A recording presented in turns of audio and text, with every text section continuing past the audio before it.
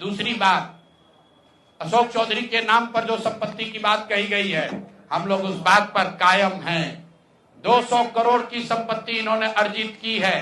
इन्होंने कैमरे पर आप लोगों को कहा कि 1 कट्ठा भी जमीन हो जाएगा तो मैं जनसुराज की गुलामी करूंगा। मेरे भाई मुन्ना जी ने अभी पूरा डॉक्यूमेंट जारी किया है।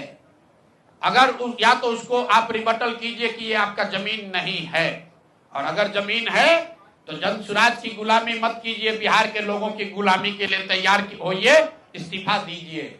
नहीं इस्तीफा दीजिएगा तो आपका घेराव होगा, आपका राजनीति आपका नहीं करने देंगे।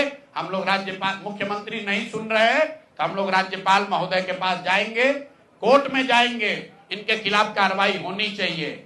और 100 करोड़ का मानहानि का नोटिस भेजे थे, आज डर के मारे शायद कहे हैं कि अब आगे ये हम कानूनी कार्रवाई नहीं करेंगे।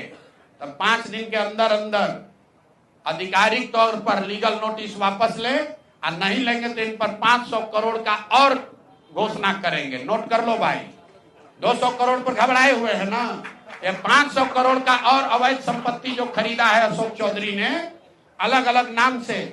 7 दिन का समय दे रहे हैं, 7 दिन के अंदर अंदर अगर अब इस बात के लिए माफी नहीं मांगे कि प्रशांत किशोर पर झूठा मानहानि का मुकदमा करने का केस तो नहीं किया है, नोटिस भेजे हैं, तो अगर 7 दिन के अंदर अंदर लीगली कैमरे के सामने आकर ये नोटिस वापस नहीं लिए तो इन पर 500 करोड़ का और जो अवैध संपत्ति ये कब्जा किए हैं, खरीदे हैं, उसकी सारी सूची आपके सामने जारी करेंगे। एकदम इनको चुनौती दे रहे हैं भाई। 200 पर दिए हैं, 200 किए थे, 500 करोड़ का इनका पेपर तैयार है।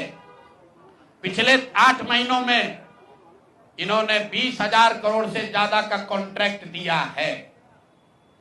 20,000 से ज्यादा का कॉन्ट्रैक्ट भाई साहब ने दिया है, और हर कॉन्ट्रैक्ट में 5% पैसा कमीशन के तौर पर लिया गया है। अभी इतना ही बोल रहे हैं, अगले प्रेस कॉन्फ्रेंस तक अगर इन्होंने अपनी गलती नहीं मानी तो जिन लोगों के जरिए ये 5% पैसा वसूला गया है वो लोग को प्रेस के सामने बैठाकर आपसे परिचय कराएंगे कि कौन लोगों ने ये 5% की रेट से पैसा वसूला है।